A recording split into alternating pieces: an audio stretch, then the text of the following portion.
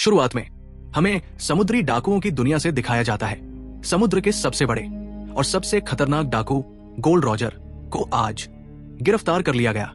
समुद्री सेना का प्रमुख गार्प आज उसे मौत की सजा देने वाला था, इसलिए उसे सबके सामने लाया गया ताकि सब लोग उसकी मौत देखकर सीख लें। आज के बाद कोई भी डाकू नहीं बन सकेगा। दुनिया के सारे डाकुओं को मार दिया जाएगा क्योंकि वो सबसे बड़ा और सबसे खतरनाक डाकू था।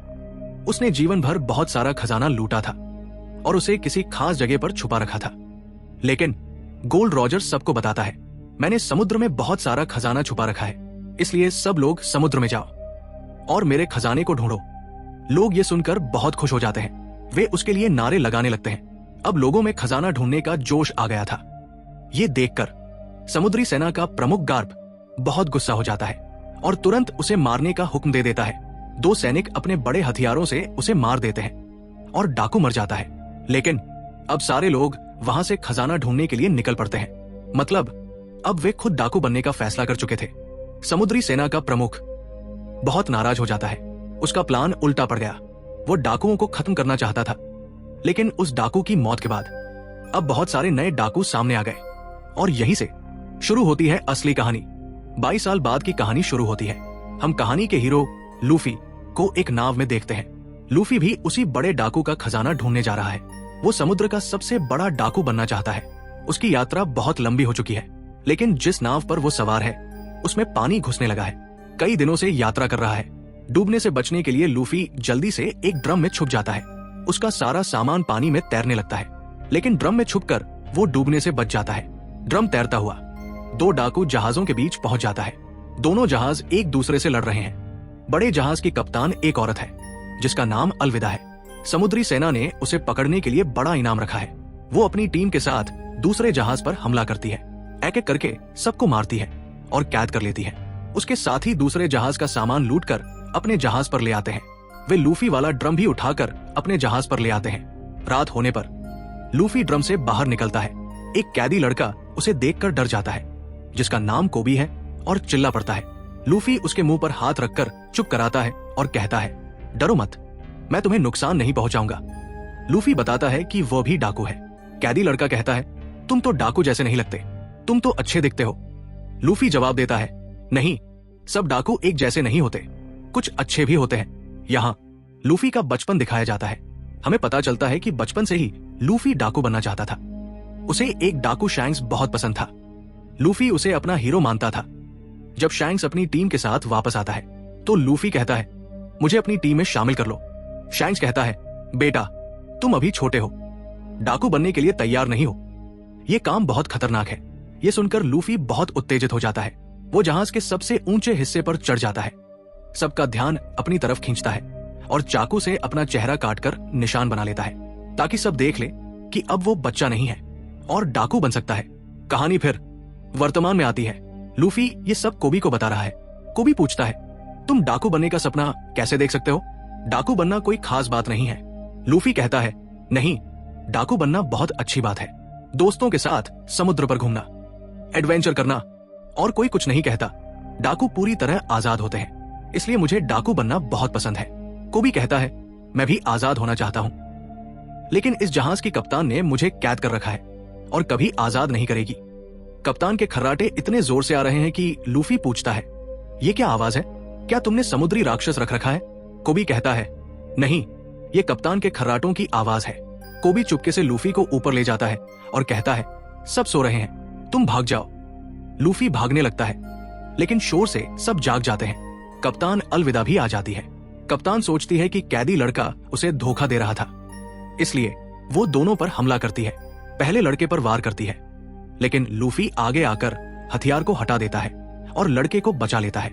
लूफी अकेले कप्तान और उसके साथियों से लड़ता है। साथ ही गोलियां चलाते हैं, लेकिन कोई गोली लूफी को नहीं लगती। अलविदा गुस्सा होकर अपना भारी हथियार लूफी के पेट पर मारती है, लेकिन हैरानी, लूफी अपना शरीर लचीला बना लेता है और बच जाता है। अलविदा चौंक जाती है, इसने अपना शरीर लचीला कैसे बना लिया? लूफी अपनी लंबी लचीली बाहें बनाकर जहाज के दूसरी तरफ चला जाता है। कप्तान अलविदा फिर हमला करती है, लेकिन लूफी बच जाता है। जहाज का पहिया टूट जाता है और आग लग जाती है। अलविदा अब कोबी पर गुस्सा करती है और उसे मारने जाती है। लूफी आगे आ जाता है हथियार उसके सिर पर पड़ता है। सिर कुचल जाता है, लेकिन लूफी को कुछ नहीं होता। फिर लूफी अपना सबसे खतरनाक हमला करता है। अपनी लचीली बाहें बहुत लंबी करके एक बड़ा घूंसा मारता है। अलविदा। समुद्र में बहुत दूर जा गिरती है और उसका काम खत्म हो जाता है। लूफी की ताकत देखकर सब हैरान और डर जाते हैं। वे हार मान लेते हैं। लूफी बहुत खुश है। अब एक तलवारबाज दिखाया जाता है जिसका नाम जोरो है, जो डाकुओं को पकड़कर मारता है। एक योद्धा आता है और कहता है, मेरे साथ आओ, लेकिन जोरो मना कर देता है। योद्धा लड़ने लगता है। जोरो अपनी तलवारें बहुत तेजी से चलाता है और योद्धा को 2 टुकड़ों में काट डालता है। जोरो जीत जाता है। लूफी और कोबी अब छोटी नाव पर आगे बढ़ रहे हैं। कोबी ने लूफी की जान बचाई थी और लूफी ने उसकी, इसलिए वे दोस्त बन जाते हैं। कोबी लूफी की ताकत देखकर हैरान है और पूछता है, तुम्हें यह लचीला होने की ताकत कहां से मिली? लूफी बताता है, बचपन में जब शैंक्स ने मुझे टीम में नहीं लिया तो मैं गुस्सा हो गया और एक खास फल खा लिया। उसी से मुझे ये लचीला होने की शक्ति मिली। कोबी पूछता है, अब हम कहां जा रहे हैं? लूफी कहता है, ग्रैंड लाइन की तरफ, जहां वो बड़ा खजाना छुपा है। कोबी पूछता है, रास्ता पता है? लूफी कहता है, नहीं पता। कोबी कहता है, मेरा भी सपना है। मैं समुद्री सैनिक बनना चाहता हूं ताकि कमजोर लोगों की मदद कर सकूं। लूफी कहता है, तो चलो हम समुद्री बेस चलते हैं। वहां से ग्रैंड लाइन का नक्शा चुरा लेंगे और तुम वहां समुद्री सैनिक बन सकते हो। कोबी खुश होकर कहता है, बहुत अच्छा आइडिया। दोनों समुद्री बेस की तरफ निकल जाते हैं। समुद्र में नामी नाम की एक लड़की अपनी नाव पर बहुत कमजोर हालत में है। वह मरने वाली है। आंख खोलती है तो एक बड़ा जहाज दिखता है जिसमें 2 लड़के हैं। नामी मदद मांगती है, लेकिन फिर देखती है कि वे डाकू है, इसलिए वो अपने बॉक्स को कपड़े से ढक लेती है। दोनों लड़के नामी की नाव पर आते हैं और बॉक्स खोलते हैं, लेकिन उसमें कुछ नहीं है। जब वे ऊपर देखते हैं, नामी उनकी नाव चुराकर भाग जाती है। नामी ने यह सब नाटक किया था ताकि वे उसके नाव पर आ जाए और वो उनकी नाव ले भाग सके।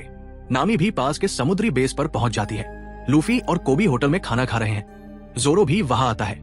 एक लड़की उसके लिए खाना बनाकर लाती है, लेकिन समुद्री कप्तान मॉर्गन का बिगड़ा बेटा आता है, खाना छीन कर फेंक देता है और लड़की के साथ बहुत बुरा बर्ताव करता है। जोरो को यह बर्दाश्त नहीं होता। वो कहता है, लड़की से माफी मांगो। बेटा हंसता है और तलवार निकाल लेता है। जोरो भी अपनी तलवार निकालता है और कुछ ही वार में उसे हरा देता है। फिर दूसरे लोग भी लड़ने आते हैं, लेकिन जोरो सबको एक एक करके हरा देता है। नामी भी आकर एक को मारती है और बेहोश करके उसका यूनिफॉर्म ले लेती है। कोबी डरकर टेबल के नीचे छुप जाता है। लूफी लड़ाई का मजा ले रहा है। जोरो सारे समुद्री सैनिकों को हरा देता है और कप्तान मॉर्गन के बेटे को पकड़ लेता है। बेटा कहता है, मुझे छोड़ दो, मैं कप्तान मॉर्गन का बेटा हूं, जो चाहो मैं दूंगा। जोरो उसे छोड़ देता है। कप्तान मॉर्गन के पास जाता है, लेकिन कप्तान मॉर्गन कहता है, पहले 7 दिन जेल में रहो, फिर इनाम दूंगा। जोरो कहता है, मैं तुम्हारे साथ काम नहीं करूंगा, लेकिन 7 दिन जेल में रह लूंगा, और उसे जेल में बांध दिया जाता है। अगले दिन लूफी चुपके से ग्रैंड लाइन का नक्शा चुराने आता है। वह जोरो को बंधा देखता है और उसकी रस्सियां काट देता है। नामी भी समुद्री अधिकारी की यूनिफॉर्म पहनकर अंदर जाती है। वो भी नक्शा चुराने आई है, लेकिन 2 अधिकारी उसे पहचान जाते हैं। नामी उनसे लड़कर दोनों को हरा देती है। लूफी छत तोड़कर अंदर आता है। दोनों को पता चल जाता है कि वे दोनों नक्शा चुराने आए हैं। वे कप्तान मॉर्गन के ऑफिस जाते हैं जहां नक्शा रखा है। तभी उसे कप्तान मॉर्गन मिलता है। नामी कप्तान मॉर्गन की जेब से चुपके से चाबी चुरा लेती है। वे ऑफिस खोलकर अंदर जाते हैं, लेकिन नक्शा एक लॉकर में है। कप्तान मॉर्गन को पता चल जाता है कि वो लड़की एक चोर है, इसलिए वो अपने ऑफिस वापस आ जाता है। लूफी लॉकर को पकड़ता है। नामी उसे पकड़ती है और लूफी अपनी लचीली बाहों से दोनों को बाहर कूद कर ले आता है। समुद्री सैनिक उन्हें घेर लेते हैं। लूफी और नामी उनसे लड़ते हैं। जोरो भी मदद के लिए आ जाता है। तीनों मिलकर सारे सैनिकों को हरा देते हैं। फिर कप्तान मॉर्गन खुद आता है। लूफी और जोरो उससे लड़ते हैं। जोरो 3 तलवारें निकाल कर लड़ता है। लूफी भी लचीला घूंसा मारता है। आखिर में वे कप्तान मॉर्गन को हरा देते हैं। वे लॉकर बाहर निकलते हैं। जोरो लॉकर को नाव तक ले जाता है। कप्तान का बेटा बंदूक लेकर आता है, लेकिन कोबी उसे मुक्का मारकर बेहोश कर देता है। लूफी उसे भी साथ ले जाना चाहता है, लेकिन कोबी कहता है, नहीं, मैं यही रहूंगा और अच्छा समुद्री अधिकारी बनकर लोगों की मदद करूंगा। लूफी प्रभावित होता है। वो नामी और जोरो को लेकर नाव में निकल जाता है। समुद्री सेना का बड़ा प्रमुख गार्ड को पता चलता है कि उनके बेस से ग्रैंड लाइन का नक्शा चुराया गया है। वो बहुत नाराज होता है और वो भी उस मरीन बेस पर आने लगते हैं। अब हमें बगी द क्लाउन के नाम के एक जोकर जैसे दिखने वाले डाकू के बारे में दिखाया जाता है। जोकर भी वो नक्शा चाहता है। वो अपने लोगों को लूफी के पीछे भेजता है। लूफी, नामी और जोरो नाव पर खुशी से बातें कर रहे हैं। नामी लॉकर खोलती है और नक्शा मिल जाता है। नामी बताती है दुनिया का समुद्र 4 हिस्सों में है और बीच में ग्रैंड लाइन है जहां खजाना है। तभी जोकर के डाकू हवाई जहाज से बेहोशी का गैस छोड़ते हैं। तीनों बेहोश हो जाते हैं। बेहोश होने से पहले लूफी ने नक्शा मुंह में छुपा लिया था। जब वे होश में आते हैं तो खुद को एक बड़े बॉक्स में कैद पाते हैं। जोकर का शो चल रहा है। दर्शक गुलाम बनाए गए कैदी है। लूफी जोकर को पहचानता है और कहता है जल्दी ही मैं समुद्र का राजा बनने वाला हूं। जोकर हंसता है और नक्शा मांगता है। नामी चालाकी से लूफी की टोपी ऊपर फेंक देती है। सबका ध्यान ऊपर जाता है तो नामी भाग जाती है। लूफी अपनी लचीली बाह से टोपी पकड़ लेता है। सब हैरान हो जाते हैं। नामी बाहर निकलती है और देखती है कि जोकर ने पूरा शहर बर्बाद कर दिया है। जोकर के लोग नामी को पकड़ लेते हैं। जोकर लूफी से नक्शा मांगता है लेकिन लूफी नहीं देता। जोकर लूफी के हाथ पैर खींचकर लंबा कर देता है लेकिन लूफी हंसता रहता है। जोकर लूफी की टोपी देखकर पहचानता है कि ये शैंक्स की टोपी है। जोकर बताता है कि वह और शैंक्स पहले साथ थे लेकिन शैंक्स ने धोखा दिया। जोकर एक बच्चे को लाकर कहता है नक्शा दो वरना बच्चे को मार दूंगा। लूफी गुस्सा होकर खुद को छुड़ा लेता है और जोकर को बड़ा घूंसा मारता है। जोकर का सिर टूटकर गिर जाता है लेकिन फिर जुड़ जाता है। जोकर कहता है मैंने भी वही खास फल खाया था इसलिए मैं अपने शरीर के टुकड़े करके फिर जोड़ सकता हूं। और वो उन्हें बेहोश करके फिर से पकड़ लेता है। जोरो और नामी जब कैद थे तभी उस जोकर के ग्रुप का एक आदमी जोरो को टॉर्चर करने लगता है क्योंकि जोरो ने उसके बहुत से दोस्तों को मारा था। उसी दौरान नामी खुद को आजाद करके जोरो को बचाती है। वहीं दूसरी तरफ गार्प मरीन बेस पर पहुंच जाता है जहां कप्तान मॉर्गन झूठ बोलकर कोबी को फंसाने की कोशिश करता है लेकिन गार्प कोबी से अकेले में मिलता है और उससे सच बोलने को कहता है जिस पर कोबी उसे शुरू से सारी बात सच बता देता है। सच जानकर मरीन हेड गार्प उसे अपने साथ रख लेता है। उधर जोकर ने लूफी को पकड़कर एक ठंडे पानी के टैंकर में कैद किए हुए है जिसकी वजह से लूफी अपनी शक्तियों का इस्तेमाल नहीं कर सकता है। जोकर लूफी से वो नक्शा मांगता है लेकिन लूफी नक्शा बताने से मना कर देता है जिससे जोकर काफी गुस्सा हो जाता है और टैंकर में और भी पानी भरने लगता है। तब लूफी के बचपन की एक सीन दिखाई जाती है जब लूफी अकेला उदास बैठा था क्योंकि शैंक्स उसे छोड़कर चला गया था। उसी वक्त कुछ बुरे लोग लूफी को तंग करने लगते हैं। तभी शैंक्स वहां आ जाता है और सभी को सबक सिखाता है लेकिन उस दौरान उनमें से एक आदमी लूफी को जबरदस्ती अपने नाव से समुद्र में ले आता है। तभी उनका नाव पानी में डूब जाता है और एक जानवर उस आदमी को पानी में खींच लेता है।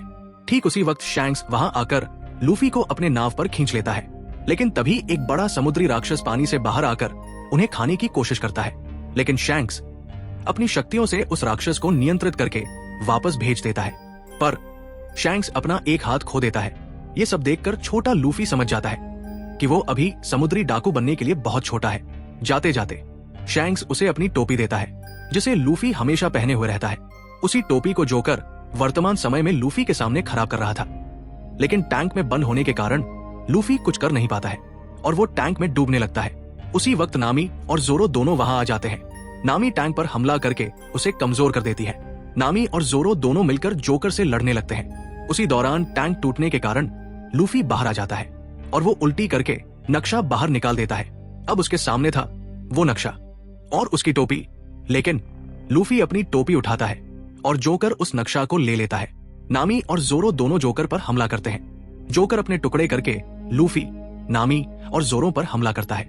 जोकर अपनी शक्तियों से उन तीनों पर भारी पड़ने लगता है। लूफी गुस्सा होकर जोकर को बॉक्स की तरफ फेंकता है। नामी रॉड से टुकड़ों को कैद कर देती है। जोकर बहुत छोटा रह जाता है। लूफी दोनों हाथ लंबे करके उसे बहुत दूर मारकर फेंक देता है।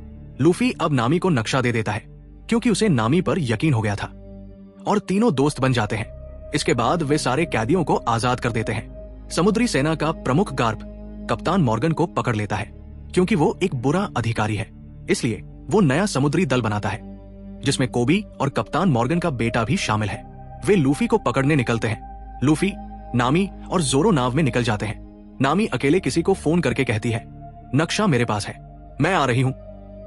यहां हमें पता चलता है कि नामी उन्हें धोखा दे रही है। इसके बाद हमें 7 साल पहले एक द्वीप के बारे में दिखाया जाता है जिसका नाम सिर्फ विलेज है। वहां उसोप नाम का एक लड़का होता है जिसे गांव में झूठी कहानियां सुनाने की आदत है। वो हमेशा समुद्री डाकुओं के आने की झूठी खबर फैलाता था, लेकिन धीरे धीरे सभी उसकी बात को नजरअंदाज करने लगे। अब उसोप बड़ा हो गया है, लेकिन उसकी पुरानी आदत अभी गई नहीं है। इधर लूफी के जहाज पर छेद होने के कारण उसमें पानी भरने लगता है, इसलिए उसे अपने जहाज को छोड़कर सिर्फ विलेज द्वीप पर आना पड़ता है। लूफी अपने पुराने जहाज को डूबने देते हैं ताकि कोई उसके जरिए उन सभी तक पहुंच न सके, और वे नया जहाज खरीदने उस द्वीप पर जाते हैं। समुद्री सेना का प्रमुख गार्ड भी उसी द्वीप की तरफ जा रहा है। जोकर उन बॉक्स में से अपने शरीर के टुकड़ों को इकट्ठा कर रहा था कि तभी एक अजीब मछली मानव उसे साथ चलने को कहता है, लेकिन जोकर जाने से मना कर देता है। इसलिए वो मछली मानव उसे एक घूंसा मारकर बेहोश करके अपने सरदार के पास ले जाता है। लूफी द्वीप पर नया जहाज ढूंढता है और उसे वहां एक जहाज भी पसंद आता है। वहां वो उसौप से मिलता है। उसौप कहता है, ये जहाज मेरी दोस्त काया का है, पूरा द्वीप भी उसी का है, मैं सिर्फ इसकी देखभाल करता हूं। अगर तुम ये जहाज चाहते हो तो तुम्हें मेरी दोस्त काया से मिलना होगा। जिसके बाद वे तीनों उस अमीर लड़की काया से मिलने जाते हैं। काया का घर बहुत बड़ा और सुंदर है। काया अपने क्लाहाडोर नाम के एक नौकर के साथ उनसे मिलती है। उन्हें पता चलता है कि काया हमेशा बीमार रहती है और उसकी देखभाल क्लाहाडोर और बाकी नौकर करते हैं, जिसे वो अपना अच्छा दोस्त मानती है। उसके माँ बाप मर चुके हैं और कल उसका 18वां जन्मदिन है, इसलिए वो उन्हें भी अपने जन्मदिन पर आमंत्रित करती है और अपने यहाँ रुकने के लिए अनुरोध करती है। इसके बाद जब काया अपने रूम में अकेले बैठी होती है, तभी उसौप एक गुप्त दरवाजे से उसके कमरे में आता है। जन्मदिन उपहार में वो उसे समुद्र का मोती उपहार देता है और उसे खुश करने के लिए बहुत मीठी बातें करता है। वो अपनी झूठी कहानी बताता है कि उसने बहुत बार समुद्र में एडवेंचर किया है। बातों के दौरान काया को खांसी होने लगती है। तब उसौप उसे उसकी चाय लाकर देता है, जिसे पीने से काया को हमेशा आराम पहुंचता है। लूफी और नामी कपड़ों वाले रूम में काफी कंफ्यूज हो रहे थे कि वो कौन सा कपड़ा पहने। तभी जोरो वहां आकर उन दोनों से कहता है, क्लाहाडोर मुझे कुछ जाना पहचाना सा लग रहा है और मुझे ऐसा लगता है कि मैं क्लाहाडोर से पहले भी मिल चुका हूं। इस पर लूफी और नामी दोनों कहते हैं कि उन्हें ऐसा नहीं लगता। इधर क्लाहाडोर काया को अपनी मीठी मीठी बातें करते हुए उसे चाय पिला रहा है। काया उसे अपना बहुत अच्छा दोस्त मानती है क्योंकि वो उसके माँ बाप के बाद उसकी खूब देखभाल करता है। लेकिन असल में क्लाहाडोर उसका दोस्त नहीं बल्कि दुश्मन है।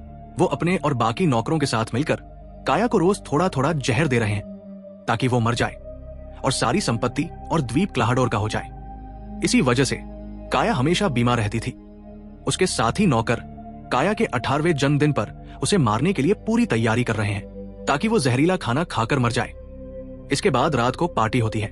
लूफी, जोरो और नामी पार्टी का मजा लेते हैं। खूब अच्छा अच्छा खाना खाते हैं। यहाँ नामी एक प्रसिद्ध डीलर से बात करती है जो काया के सभी कामों को संभालता है।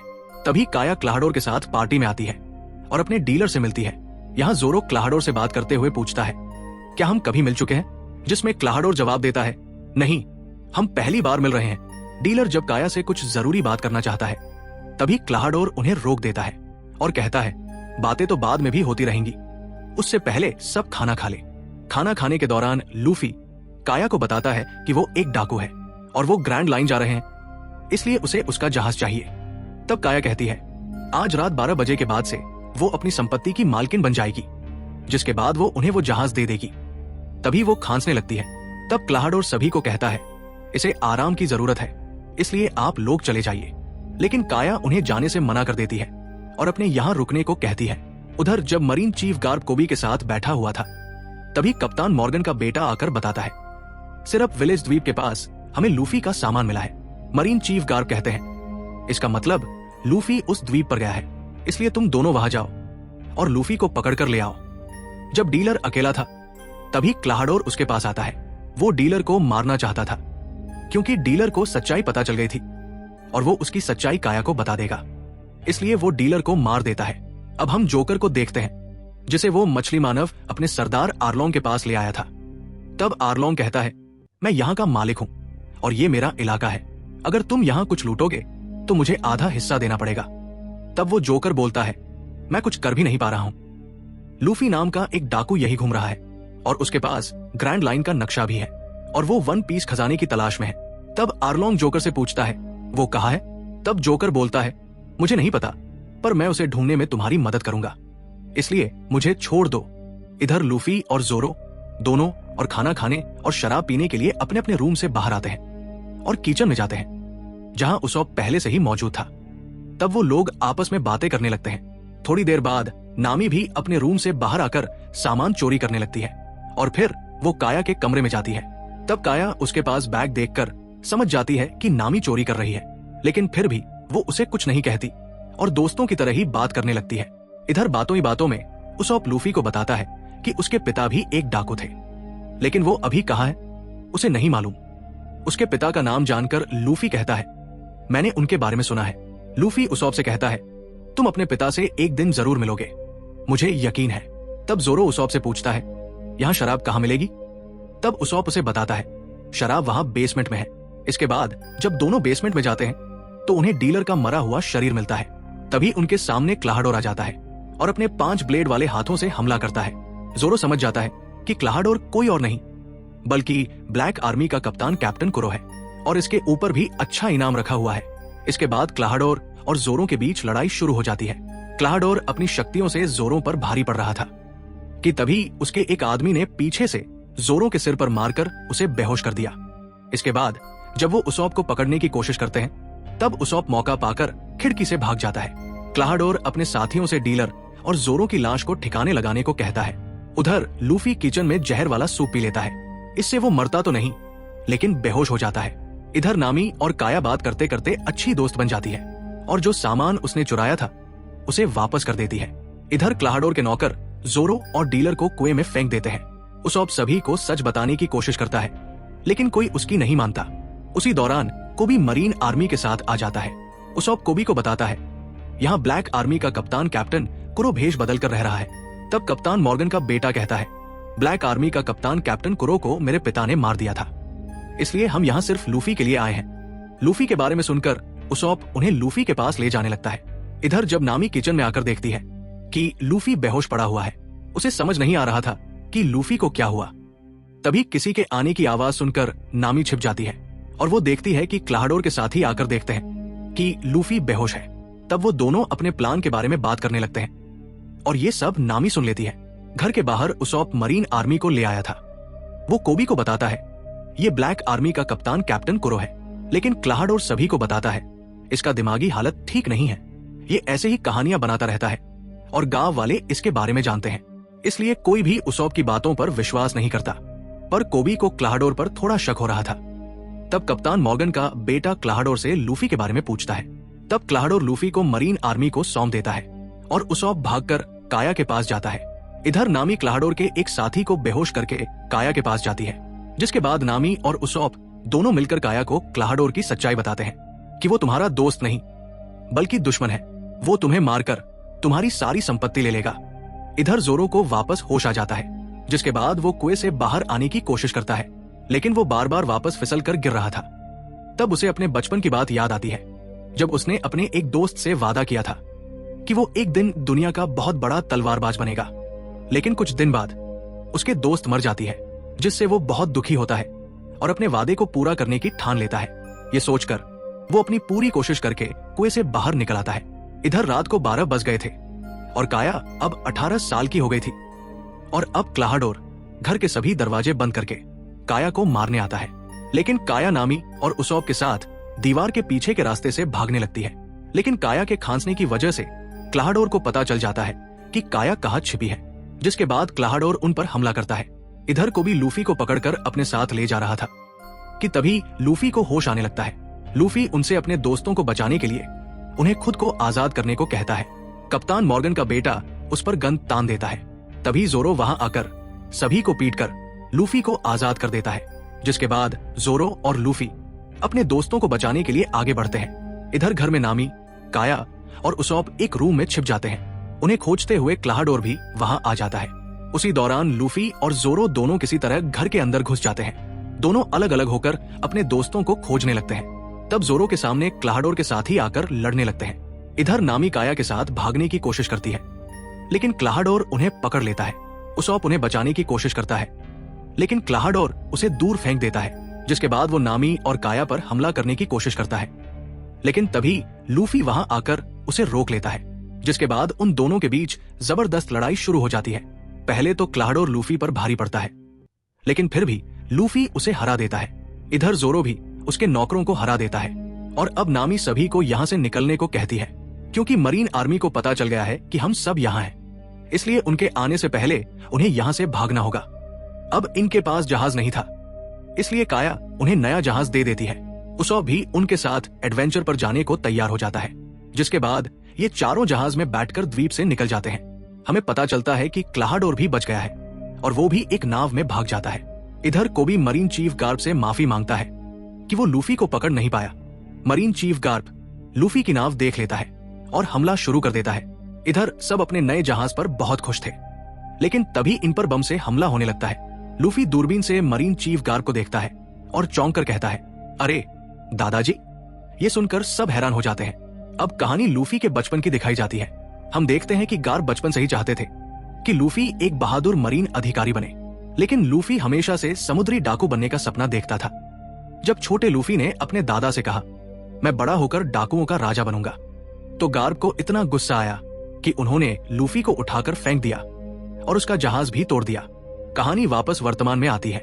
गार्प अपनी तोपों से लूफी के जहाज पर हमला कर रहे थे और उसे सरेंडर करने के लिए कह रहे थे, लेकिन लूफी ने साफ इनकार कर दिया।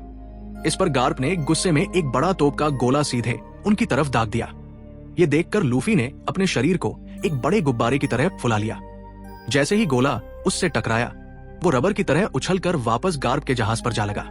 जहाज का ऊपरी हिस्सा टूट गया और इसी मौके का फायदा उठाकर लूफी अपने साथियों के साथ वहां से निकल भागा। सफर में आगे बढ़ते हुए लूफी को खाने की जबरदस्त खुशबू आई। उसने देखा कि समंदर के बीचों बीच एक मछली के आकार का शानदार रेस्टोरेंट तैर रहा था। खाने के शौकीन लूफी और उसके साथी तुरंत वहां पहुंच गए। अंदर उन्होंने सैंजी नाम के एक कमाल के शेफ को देखा जो बेहतरीन खाना बना रहा था। लेकिन तभी रेस्टोरेंट का मालिक जेफ वहां आया और सैंजी को डांटते हुए उसे शेफ से वेटर बना दिया और उसे बाहर भेज दिया, क्योंकि उसे उसकी ये डिश बहुत बेकार लगी।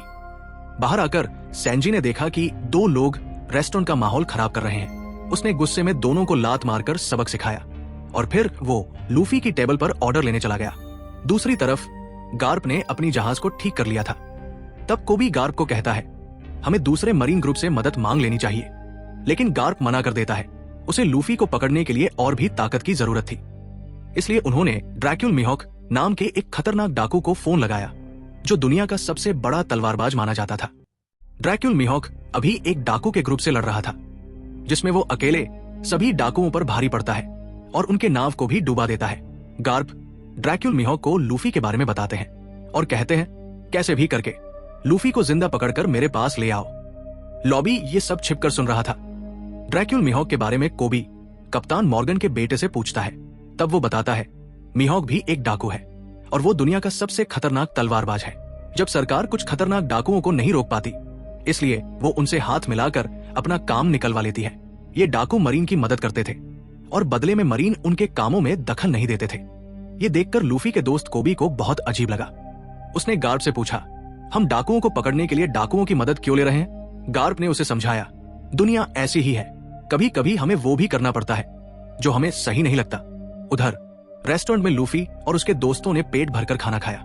जब बिल देने की बारी आई तो लूफी ने कहा, पैसे तो नहीं है, लेकिन जब मुझे 1 पीस खजाना मिल जाएगा तो मैं ब्याज के साथ लौटा दूंगा। ये सुनकर मालिक जेफ ने गुस्से में लूफी को सजा के तौर पर बर्तन धोने के काम पर लगा दिया। वही रसोई में लूफी की मुलाकात सैंजी से हुई। लूफी उसकी डिश भी टेस्ट करता है जो काफी लजीज थी।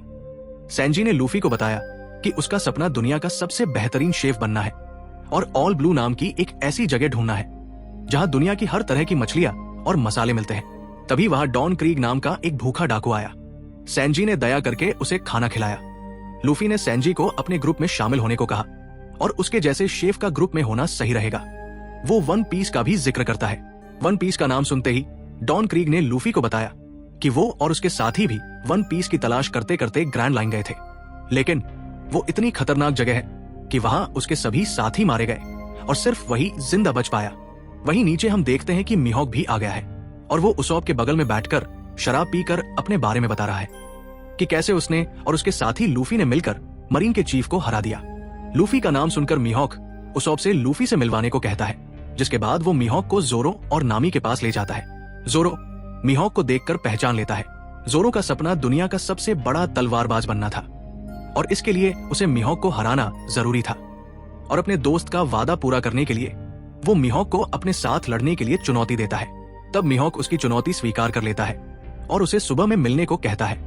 नामी और उसौप ने जोरो को रोकने की बहुत कोशिश की, क्योंकि मिहोक से लड़ना मौत को दावत देने जैसा था। लेकिन जोरो अपने सपने के लिए लड़ने पर अड़ा हुआ था। लूफी ने भी उसे नहीं रोका और कहा, मैं कभी अपने दोस्तों के सपनों के बीच नहीं आऊंगा। यह सुनकर नामी गुस्सा हो जाती है, क्योंकि वो अब सभी को अपना दोस्त मानने लगी है। इसलिए वो अपना सामान पैक कर लेती है, जिसमें वो नक्शे को भी अपने साथ रख लेती है। अगली सुबह नामी जा रही होती है, तब जोरो और मिहोक के बीच लड़ाई शुरू हुई। मिहोक ने अपनी छोटी सी तलवार से ही जोरो के सारे हमले रोक दिए। जोरो हार रहा था, लेकिन उसने हिम्मत नहीं हारी। जोरो का जुनून देखकर मिहोक भी हैरान था। उसने कहा, तुम सच में बहादुर हो, और अपनी बड़ी काली तलवार निकाल ली। जोरो ने भी अपनी तीनों तलवारें निकाली और पूरी ताकत से हमला किया, लेकिन मिहोक ने एक ही वार में उसकी दोनों तलवारें तोड़ दी। फिर उसने अपनी तलवार जोरो के सीने पर दे मारी। जोरो बुरी तरह घायल होकर गिर पड़ा। मिहोक जोरो की हिम्मत से इतना प्रभावित हुआ कि उसने लूफी को पकड़ने का अपना काम छोड़ दिया। उसने जोरो से कहा, जिंदा रहो और मजबूत बनकर फिर से मुझे चैलेंज करने आओ, मैं तुम्हारा इंतजार करूंगा। इतना कहकर वो वहां से चला गया। जोरो बेहोश हो चुका था। लूफी और उसके दोस्त उसे वापस जहाज पर ले जाते हैं। उसका जख्म गहरा था, इसलिए वो मदद के लिए जेफ और सेंजी के पास जाते हैं। वहां कोई डॉक्टर नहीं है, इसलिए जेफ खुद उसका किसी तरह इलाज करता है। वो किसी तरह जोरो के घाव पर टाके लगाते हैं और मरहम पट्टी करते हैं, लेकिन कहते हैं कि उसकी हालत बहुत नाजुक है।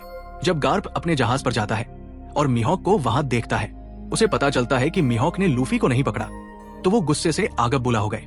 मिहोक गार्प को कहता है, मैं अपनी मर्जी से काम करता हूं। लूफी में कुछ तो खास बात है और मुझे पता चल गया है कि वो तुम्हारा पोता है। मुझे लगता है कि वो वन पीस को खोज लेगा। ये कहकर मिहोक वहां से चला जाता है। ये बात छिपकर कोबी ने सुन ली थी। उधर सैनजी सभी के लिए खाना बना रहा था।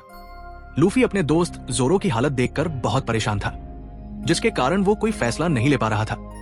तब सैनजी ने उसे समझाया, तुम कप्तान हो और कप्तान को हर हाल में फैसला लेना पड़ता है। सैनजी ने बताया कि जेव भी पहले एक कप्तान हुआ करते थे और वो हमेशा सही फैसला लिया करते थे। लूफी ने उनकी मुलाकात के बारे में पूछा। सैनजी ने बताया, जब मैं छोटा था तब एक जहाज पर मैं खाना बना रहा था। तभी जेफ ने अपने लोगों के साथ हमला कर दिया। सभी लोग तो वहां से भाग गए, लेकिन मैं वहां छिप गया।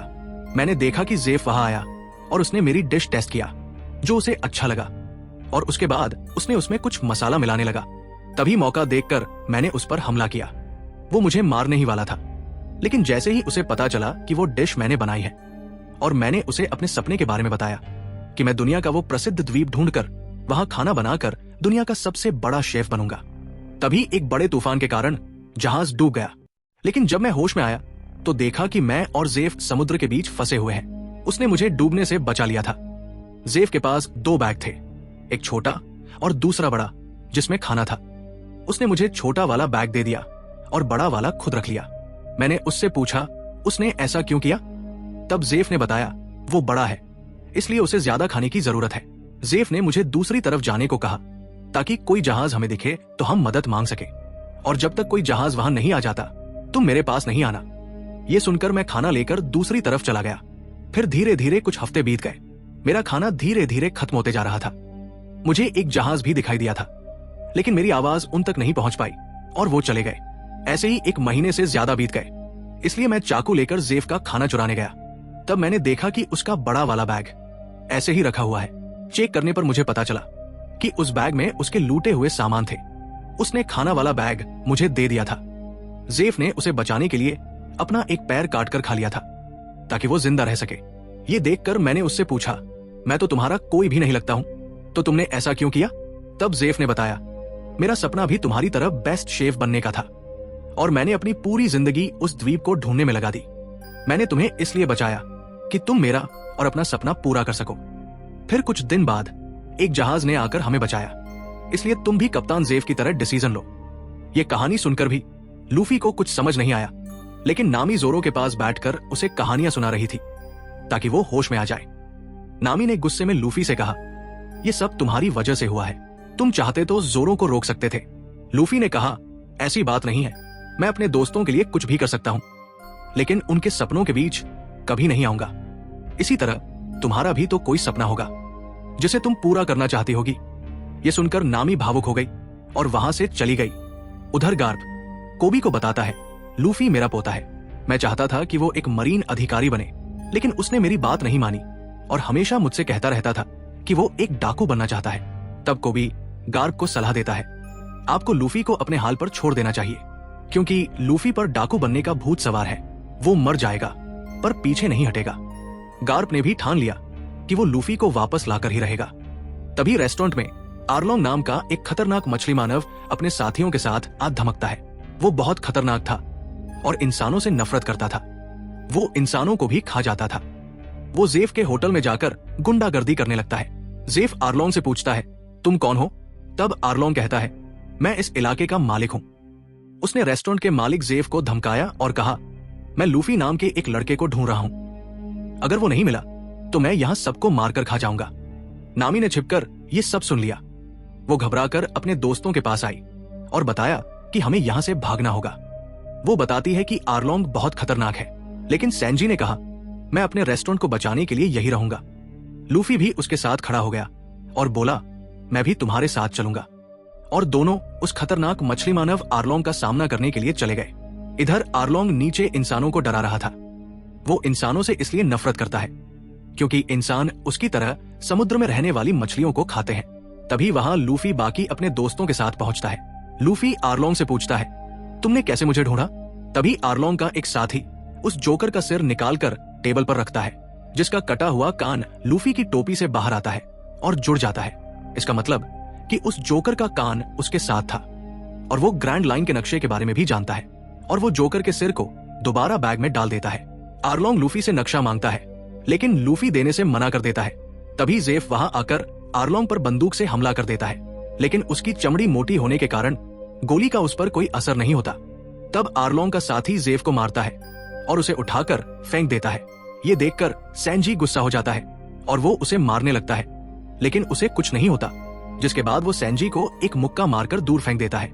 ये देखकर लूफी आर्लोंग पर मुक्के से हमला करता है, लेकिन आर्लोंग लूफी को उठाकर बाहर फेंक देता है। इसके बाद दोनों बाहर लड़ने लगते हैं। आर्लोंग लूफी पर भारी पड़ता है और उसे खाने लगता है कि तभी नामी वहां आ जाती है। वो आर्लोंग को ऐसा करने से रोक लेती है। वो आर्लोंग से कहती है, हमें ग्रैंड लाइन का नक्शा मिल गया है। यहाँ हमें पता चलता है कि नामी आर्लोंग के लिए काम करती है और उसके हाथ पर आर्लोंग के टैटू के निशान है। ये देखकर लूफी को काफी गुस्सा आता है। आर्लोंग लूफी को खाना चाहता था, लेकिन नामी उसे रोक लेती है और कहती है, बच्चे को खाकर क्या करोगे? इसे पानी में फेंक दो। तब आर्लोंग लूफी को पानी में फेंककर चला जाता है। लूफी को सैनजी पानी से निकालता है, जिसके बाद लूफी जोरो के पास आता है। जोरो को होश आने लगा था। उसे देखकर लूफी खुश हो जाता है, लेकिन वो उदास था क्योंकि नामी ने उसे धोखा दिया था। ये उसे भरोसा नहीं हो रहा था। जेफ सैनजी को होटल छोड़कर जाने को कहता है और उसे अपना और उसका सपना पूरा करने को कहता है। जोरो के होश में आने के बाद लूफी उससे कहता है कि वो सबसे पहले नामी को ढूंढने जाएंगे। जब वो यहाँ से निकलने लगे तब सैनजी भी लूफी के ग्रुप में शामिल हो जाता है। इसके बाद वो सभी को अलविदा कहकर वहां से निकल जाते हैं। अब वो लोग लूफी से पूछते हैं, हम नामी तक कैसे पहुंचेंगे? तब लूफी सभी को जोकर का सिर दिखाता है, जो उन्हें रास्ता बताएगा। लूफी नामी को इसलिए ढूंढने जा रहा था क्योंकि उसे ऐसा लगता है नामी की कोई मजबूरी है, इसलिए वो उसकी मदद करना चाहता है। जिसके बाद वो सब लोग आगे बढ़ते हैं। दूसरी तरफ हमें एक द्वीप पर नामी आर्लोंग के लोगों के साथ बैठकर ताश खेल रही है। तभी आर्लोंग का एक आदमी उसे कहता है, आर्लोंग ने तुम्हें बुलाया है। जिसके बाद वो एक बिल्डिंग में चली जाती है। वहां जाने के बाद नामी कमरे को देखकर अपने बचपन के बारे में सोचने लगती है, जब वो अपनी बहन और माँ के साथ रहती थी। वो उसकी असली माँ नहीं थी, बल्कि वो एक मरीन सैनिक थी। डाकुओं से लड़ाई के दौरान उसके सभी साथी मारे गए थे और सिर्फ वही बची थी। वहां उसे नामी और उसकी बहन मिले, जिनकी माँ नहीं थी। तब वो उन दोनों की माँ बनकर रहने लगी। फिर एक दिन आर्लोंग अपने लोगों के साथ मिलकर उनके गांव पर हमला कर दिया। तब नामी की माँ ने उन्हें छिपा दिया और गन से खुद को बचाने की कोशिश करने लगी। लेकिन तभी आर्लोंग वहां आ जाता है और उसकी माँ से कहता है, हम हर एक घर से एक इंसान को छोड़ने के लिए 1 लाख सिक्के ले रहे हैं। अगर तुम भी अपनी जान बचाना चाहती हो तो हमें सिक्के दे दो। उसकी माँ ने उसे पैसे दे दिए। लेकिन जब आर्लोंग वहां से जाने लगा तब वो टेबल पर 3 लोगों का खाना देखता है। तब वो समझ जाता है कि यहाँ 1 नहीं 3 लोग रहते हैं। तब वो उसकी माँ से पूछता है, बाकी लोग कहाँ हैं? तभी नामी अपनी बहन के साथ बाहर आती है। उन्हें देखकर आर्लोंग उसकी माँ से कहता है, इन दोनों के 1 लाख और लेंगे। लेकिन नामी की माँ के पास अब और सिक्के नहीं थे। वो डर गई, जिस पर वो कहती है, इन दोनों के बदले तुम मुझे अपने साथ ले चलो। तब आरलोंग दोनों को छोड़ देता है और उनकी मां को उनके सामने मार देता है। जिसके बाद नामी आरलोंग से मिलती है और उसके ग्रुप में शामिल हो जाती है। जब वो ये सब सोच रही थी कि तभी वहां आरलोंग आ जाता है। नामी आरलोंग के साथ इसलिए काम कर रही थी क्योंकि उन दोनों के बीच सौदा हुआ था, जिसके मुताबिक वो आरलोंग को ग्रैंड लाइन का नक्शा दे देती है। इसके बाद वो खुश तो होता है, लेकिन फिर वो नामी को उसके गांव पैसे वसूलने भेज देता है। उधर गार्प अपनी टीम के साथ जेफ के होटल में पहुंच जाते हैं। जेफ को देखकर वो पहचान लेते हैं कि वो भी एक डाकू हुआ करता था। गार्प जेफ से लूफी के बारे में पूछते हैं, पर जेफ उन्हें बताता है, मैं उन्हें नहीं जानता। गार्प को शक होता है कि वो झूठ बोल रहा है, इसलिए वो खाना खाने के लिए वहीं रुक जाते हैं। उधर लूफी अपने दोस्तों के साथ नामी के गांव में पहुंचते हैं, जहां वो देखते हैं कि आरलोंग ने उस गांव में काफी तबाही मचाई है। वो गांव वालों को भी देखते हैं। लूफी वहां देखता है कि नामी एक पुलिस वाले के साथ गांव वालों से पैसे वसूल रही है। उसकी बहन अब नामी को पसंद नहीं करती। ये सब लूफी और उसके साथी देख रहे थे। नामी ने भी उन्हें देख लिया था। गांव वालों से पैसे लेने के बाद वो उनके पास आकर कहती है, तुम लोग यहाँ क्या कर रहे हो, चले जाओ यहाँ से। तब लूफी उससे कहता है, नहीं, मुझे ऐसा लगता है कि तुम्हारी कोई मजबूरी जरूर होगी, इसलिए तुम ऐसा कर रही हो। तब नामी लूफी से कहती है, ऐसा नहीं है, मैं आरलोंग के साथ ही काम करती हूँ और ग्रैंड लाइन का नक्शा चुराने के लिए ही मैंने तुमसे दोस्ती की थी। तो अब तुम सब यहाँ से चले जाओ, क्योंकि अब तुम लोगों का यहाँ कोई काम नहीं है। लूफी को लगता है नामी झूठ बोल रही है, इसलिए वो नामी के घर जाते हैं। उसकी बहन बंदूक से डराकर उन्हें वापस जाने को कहती है। तब लूफी कहता है वो नामी के बारे में बात करने आए हैं, लेकिन वो नहीं मानती। तब सैनजी उसे एक बेहतरीन डिश बनाकर खिलाएगा और बदले में बस तुम हमें नामी के बारे में बता देना। जिसके बाद वो मान गई और खाना खाते हुए वो लूफी को बताती है, नामी मेरी अपनी बहन है। एक दिन जब आरलोंग ने गांव पर हमला किया, तब उसने हमारी मां को भी मार दिया। जिसके बाद नामी आरलोंग के साथ काम करने लगी, इसलिए मैं नामी से नफरत करने लगी हूं। यहां लूफी को लगता है कि नामी कुछ न कुछ छिपा रही है, इसलिए वो उसकी मदद करना चाहता है। इधर गार्प जेफ से फिर से लूफी के बारे में पूछता है। तब जेफ उससे कहता है, लूफी को आप छोड़ दे, वो एक बड़ा डाकू बनेगा। तब गार्प कहता है, कोई कितना भी बड़ा डाकू हो, उसका हाल अंत में बुरा ही होता है। इधर कोबी को पता चल जाता है कि लूफी पास के ही द्वीप पर गया है।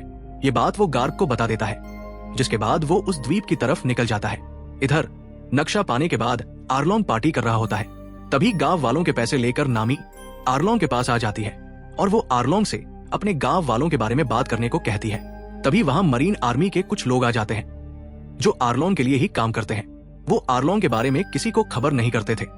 वो अधिकारी आरलोंग से कहता है, हमने तुम्हारा एक और काम कर दिया है। तब आरलोंग खुश होकर उसे पैसे दे देता है। जिसके बाद नामी आरलोंग से कहती है, तुम हमारे सौदे के बारे में कब बात करोगे? तुम्हारे 10 करोड़ सिक्के रेडी हैं, तो अपना वादा पूरा करो। तब आरलोंग नामी से पूछता है, तुम मुझसे कुछ छिपा रही हो? तब नामी उससे कहती है, तुम बस अपने पैसे लो और अपना वादा पूरा करो।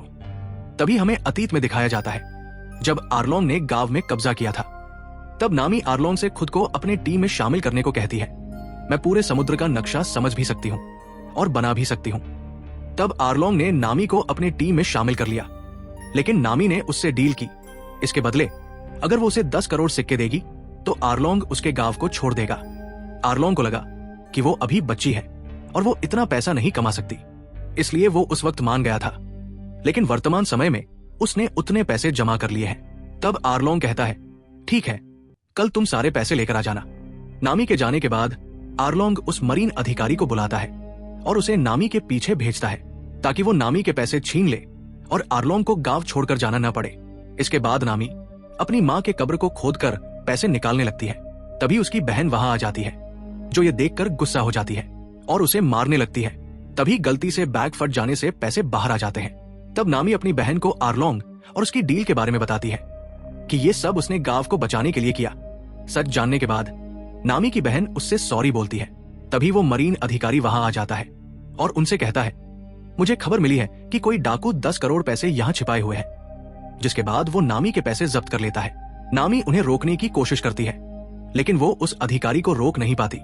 वो समझ जाती है कि ये सब आरलोंग ने ही करवाया है।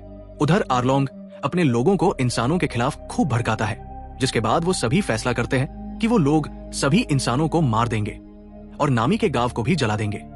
इधर नामी को आरलोंग पर काफी गुस्सा आ रहा था, इसलिए वो अपने हाथ से आरलोंग का टैटू चाकू से मिटाने लगती है। तभी लूफी वहां आकर उसे रोक लेता है। नामी लूफी से हेल्प मांगती है। लूफी उसकी मदद करने के लिए मान जाता है। तब वो लोग देखते हैं कि आर्लोंग के लोगों ने नामी के गांव को जला दिया है। सुबह को जब नामी लूफी के साथ गांव में जाती है, तब वो देखती है कि आर्लोंग ने पूरे गांव को तबाह कर दिया है। नामी की बहन ने सभी गांव वालों को नामी की सच्चाई के बारे में बता दिया है। गांव वाले आर्लोंग से लड़ने के लिए रेडी थे, लेकिन नामी ने गांव वालों को मना कर दिया। उन्हें कुछ नहीं करने की जरूरत है, वो अपने दोस्तों के साथ मिलकर उन्हें सबक सिखा देगी। इधर गार्प उस द्वीप के पास पहुंच गया है। तब वो मरीन अधिकारी गार्प को लूफी के बारे में बता देता है कि लूफी उस गांव में तहलका मचाए हुए है। तब गार्प लूफी को पकड़ने के लिए प्लान बनाने लगता है। इधर लूफी नामी के साथ आर्लोंग के अड्डे पर हमला कर देता है। जोरो, उसॉप और सैनजी आर्लोंग के लोगों से लड़ने लगते हैं। नामी और लूफी आर्लोंग के पास जाते हैं। नामी ग्रैंड लाइन का नक्शा वापस चुरा लेती है। तभी आर्लोंग वहां आ जाता है। आर्लोंग ने बताया कि उसने नामी का कैसे इस्तेमाल किया। ये जानकर लूफी गुस्सा हो जाता है। वो आर्लोंग से कहता है, मेरी दोस्त कोई इस्तेमाल करने की चीज नहीं है। वो आर्लोंग का हथियार भी तोड़ देता है और नामी को बाहर जाने को कहता है, जिसके बाद लूफी और आर्लोंग के बीच खूब लड़ाई होती है। आर्लोंग काफी ताकतवर है, लेकिन लूफी हार नहीं मानता और अपनी लचकदार ताकत से आर्लोंग को हरा देता है। अब रात को सभी गांव वाले पार्टी करते हैं, क्योंकि अब उन्हें आर्लोंग से आजादी मिल गई है। सैनजी ने सभी के लिए खाना बनाया है। उसॉप सभी को अपनी कहानी सुना रहा है, लेकिन तभी गार्प अपने टीम के साथ वहां आ जाता है। वो लूफी को सरेंडर करने को कहता है। वो लूफी को एक अधिकारी बनाना चाहता था, लेकिन उसने समुद्री डाकू बनने का रास्ता चुना। तब लूफी कहता है, दादाजी मैं पैदा ही एक समुद्री डाकू हुआ था। ये सुनकर गार्प गुस्सा हो जाता है और दोनों लड़ने लगते हैं। गार्प एक अनुभवी अधिकारी है, इसलिए वो लूफी पर भारी पड़ता है और उसे हरा देता है। गार्प लूफी को कहता है, ग्रैंड लाइन जाना बच्चों का खेल नहीं है। वो जगह बहुत ही खतरनाक है, तुम सोच भी नहीं सकते। तब लूफी कहता है, दादाजी मैं अपना सपना पूरा करके ही रहूंगा और वन पीस ढूंढकर दुनिया का सबसे बड़ा डाकू बनकर दिखाऊंगा।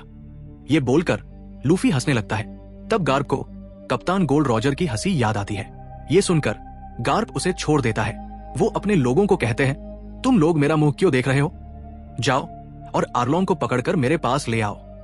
तब वो मरीन अधिकारी गार्प को कहता है, आप लूफी को क्यों छोड़ रहे हैं? ये सभी लोग भी तो डाकू हैं। तब नामी उसे डंडे से मारकर बेहोश कर देती है। गार्प लूफी से कहता है, बेटा मैं जानता था कि तुम अपना फैसला नहीं बदलोगे, क्योंकि तुम भी मेरी तरह इरादे के पक्के हो।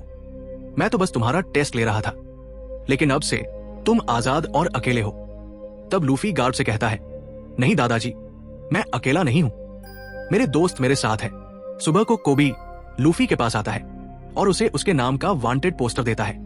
लूफी ये देखकर बहुत खुश होता है, क्योंकि अब वो एक डाकू बन गया है। इसके बाद वो उस पोस्टर को अपने दोस्तों को दिखाता है। वो सभी खुश होते हैं, लेकिन परेशान भी हो जाते हैं, क्योंकि वांटेड होने के बाद वो सभी मरीन आर्मी की नजर में आ गए हैं। तब लूफी कहता है, अब हम ग्रैंड लाइन की तरफ जाएंगे। जिसके बाद हम देखते हैं कि लूफी का पोस्टर सभी जगह है। उसके दोस्त उसके पोस्टर को देखकर काफी खुश होते हैं। इधर जब शैंक्स एक द्वीप पर आराम कर रहा होता है कि तभी मिहोक वहां आकर उसे वो पोस्टर दिखाता है, जिसे देखकर वो भी बहुत खुश होता है। अब लूफी अपने दोस्तों के साथ अपने आगे के सफर पर निकल पड़ता है। वो सभी अपने सपने एक दूसरे को बताते हैं। लास्ट सीन में हमें एक सिगार पीते हुए मरीन अधिकारी के बारे में दिखाया जाता है, जो लूफी के पोस्टर को जला देता है। और यहीं ये सीरीज खत्म हो जाती है। तो दोस्तों, ये सीरीज आपको कैसी लगी? और अगर आप इस चैनल पर नए हैं तो सब्सक्राइब जरूर करें, ताकि कोई भी नोटिफिकेशन आपसे मिस ना हो। आप कौन सी सीरीज और मूवी का एक्सप्लेनेशन चाहते हैं तो कमेंट में जरूर बताएं। Thank you.